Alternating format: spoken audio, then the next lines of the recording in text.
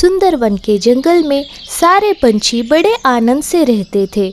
वहाँ पर किसी चीज़ की कमी नहीं थी। अच्छे अच्छे फलों के पेड़ और मीठे पानी की नदी वहाँ थी। इसलिए किसी भी पंछी को पेट पालने के लिए जंगल से बाहर जाने की ज़रूरत नहीं थी। लेकिन पेट खाली करने के लिए उन्हें जंगल से दूर जाना पड़ता था, क्योंकि जंगल में शौचालय की कोई व्यवस्था नहीं थी। जंगल के मुखिया लालू सिंह को बार बार इस बारे में सूचना करके भी उसने इस तरफ ज़्यादा ध्यान नहीं दिया। लालू जी, आपने सुना सोनी बुलबुल के घर में चोरी हो गई, और वो भी तब जब वो पेट खाली करने जंगल के बाहर गई थी। बेचारी की तो दुनिया ही उजड़ गई। बेटी के शादी के लिए जमा किए गए पैसे और जेवर सब चोर लेकर भाग गया। ऐसा क्या? बेचारी बुलबुल, उसको अपना दरवाजा अच्छे से बंद करके जाना चाहिए था। लेकिन मालिक, ये सब होता ही नहीं अगर उसके घर के पास शौचालय होता। सारे जंगलों में शौचालय है, बस हमारे ही जंगल में नहीं है। सुना है सरकार ने सब्सिडी भी दी है शौचालय बनवाने के लिए। सब्सिडी? कैसी सब्सिडी? कोई सब्सिडी वब्सिडी नहीं मिली है। और क्या ये बार बार शौचालय शौचालय लगा रखा है? शौचालय बांध के क्या उसमें रहने जाओगे क्या? ऐसा कहकर लालू सिंह ने सबको चुप करा दिया। इधर टूनी चिड़िया ने हाल ही में 2 अंडे दिए थे। इसकी वजह से उसकी तबीयत थोड़ी खराब रहती थी।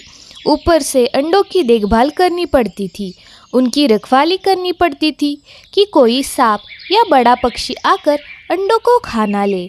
इस हालात में उसे टॉयलेट जाना भी बेहद मुश्किल हो जाता, क्योंकि टॉयलेट के लिए जंगल के बाहर खुली जगह में जाना पड़ता। आने जाने में बहुत वक्त ज़ाया होता था।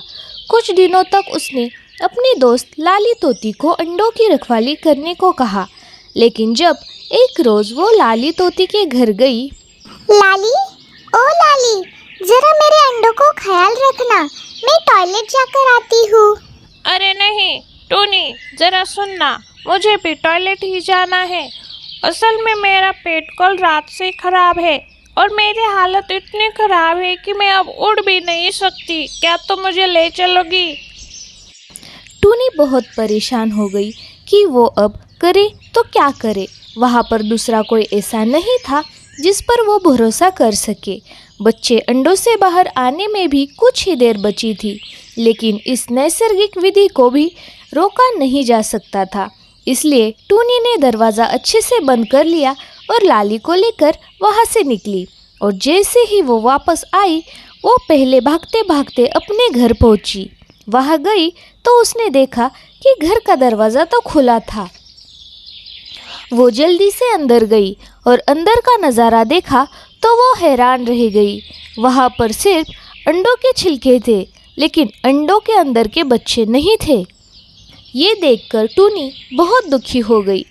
उसके दुख की कोई सीमा नहीं थी। उसने अपने आप को कई दिनों तक कमरे में बंद कर लिया। एक दिन वो कमरे से बाहर आई और उसने कुछ ठान लिया था।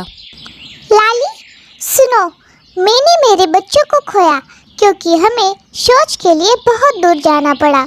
अब मैं सब जंगलवासियों के लिए खुद के खर्चे से शौचालय बनवाऊंगी, ताकि जो मुझ पर बीती वो किसी और पर ना गुजरे। हाँ टूनी, तुम सही कह रहे हो। इस काम में मैं तुम्हारा साथ दूंगी। टूनी ने लाली के साथ मिलकर सुंदरवन में बहुत से शौचालय बनाए, जिसकी वजह से वहाँ पर चोरी और बाकी क्राइम बहुत कम हो गए। सब पक्षियों ने टूनी को बहुत दुआएं दी। लालू सिंह मन ही मन बहुत शर्मिंदा हुआ, क्योंकि सरकार से मिले सारे सब्सिडी के पैसे वो हड़प कर खा गया था। सारे पंछियों ने मिलकर लालू सिंह को मुखिया पद से हटाकर टूनी को मुखिया बना दिया। सुंदरवन नामक जंगल में सारे पशु पक्षी बड़े आनंद से रहते थे। वहाँ के लोग खाने पीने के शौकीन थे। घर में खाना बहुत कम बनता था। उसी वन में टूनी चिड़िया ऑमलेट बेचती थी। उसका ऑमलेट बहुत ही फेमस था। उसका ऑमलेट एक बार जो खा लेता था वो वहाँ बार बार आता था। हा, टूनी, तुम्हारे ऑमलेट का तो जवाब नहीं। इतना टेस्टी ऑमलेट तो मैंने जिंदगी में नहीं खाया। एक और देना। हाँ हाँ चंकी, ये लो, तुम्हें और चाहिए तो और भी ले जाना, घर वालों के लिए। हाँ टूनी, तुम हो इसलिए हमें अच्छा अच्छा खाने को मिलता है। ऐसा कहकर चंकी कबूतर उड़ गया। टूनी बहुत खुश हुई, लेकिन हर कोई टूनी की तरह दूसरों की खुशी में खुश होने वाला नहीं था। उसी जंगल में कालू कौवा रहता था, जो कि अपनी करतूतों की वजह से बदनाम था। उसे दूसरों का भला बिल्कुल भी नहीं देखा जाता था। टूनी की तरक्की उससे बिल्कुल भी नहीं देखी जाती थी। ऐसे ही कुछ दिन बीत जाते हैं। अब कालू ने भी ऑमलेट की दुकान खोल ली थी। वो मन ही मन बेहद खुश हो रहा था कि अब वो बेहद अमीर हो जाएगा। अब देखना टूनी, मैंने भी ठेला शुरू किया है।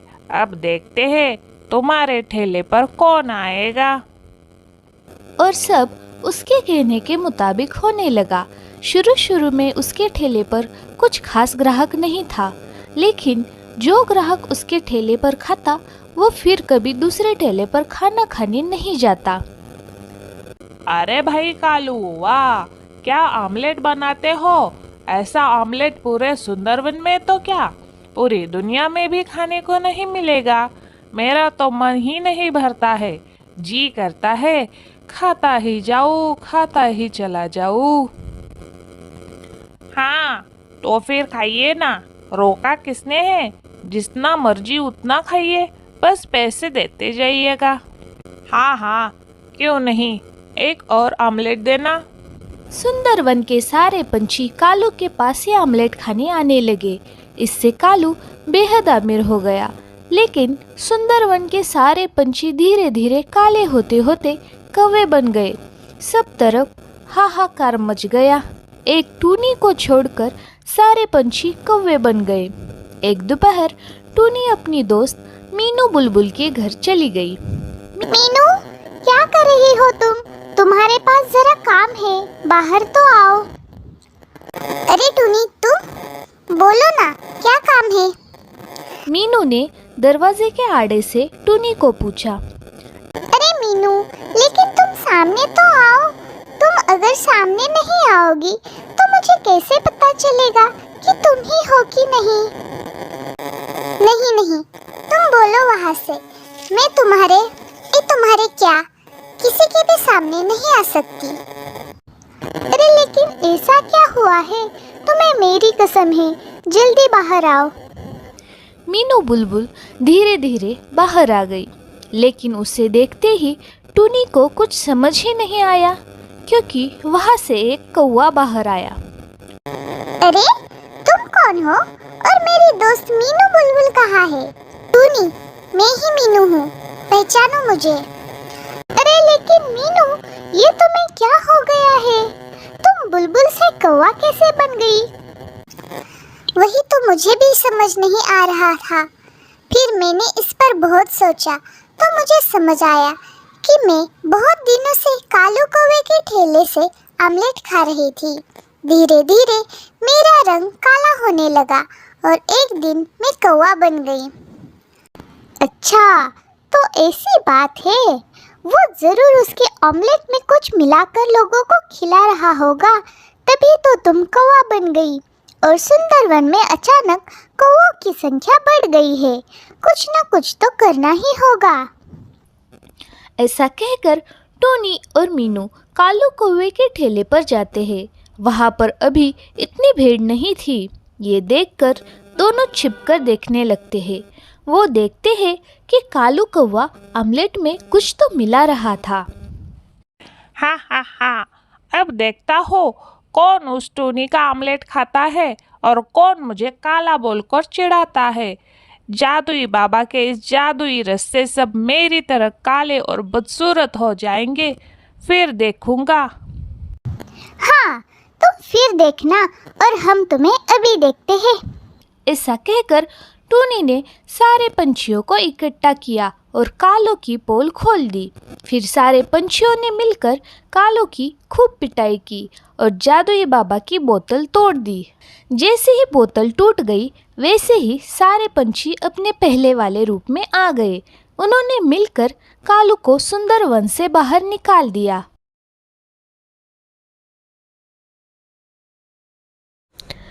टूनी चिड़िया अपने 2 बच्चों के साथ जंगल में रहती थी। उसका घर एक पेड़ पर था जिस पर बहुत कम पत्तियां थी। इस वजह से उसके घर पर बारिश तेजी से होती थी और उसके घर में पानी पानी हो जाता था। उसने दूसरे पंछियों से विनती की कि कोई तो उसे उनके पेड़ पर घोंसला बना दे जिससे उसके घर में पानी ना गिरे और उसके बच्चे ना भीगे। सुनो बहन, क्या तुम मुझे अपने पेड़ पर घोंसला बनाने दोगी? मेरे पेड़ पर बहुत कम पत्तियां बची है जिसकी वजह से मेरे घर में बहुत पानी गिर रहा है और मेरे बच्चे भीग रहे हैं। नहीं नहीं, मैं तुम्हें मेरे पेड़ पर नहीं रहने दे सकती। तुम जिस पेड़ पर भी जाती हो वो पेड़ सूख जाता है। मैंने मेरे पेड़ के लिए बहुत मेहनत की है, उसको अच्छा खाद दिया है, गर्मी के मौसम में बहुत दूर से लाकर पानी डाला है। मैं इसे तुम्हारी वजह से सूखने नहीं दे सकती। बेचारी टूनी उदास मन से वापस आ जाती है। बारिश तो रुकने का नाम नहीं ले रही थी। एक दिन बहुत जोर का तूफान आ गया। टूनी का घर जो रोज़ रोज़ पानी की वजह से कमज़ोर हो गया था वो गिर गया। टूनी के सर पर दुखों का पहाड़ गिर गया। उसके दोनों बच्चे तूफानी बारिश में भीग गए। माँ, अब हम कहाँ जाएंगे माँ? हमारा घर तो टूटकर गिर गया, क्या करेंगे?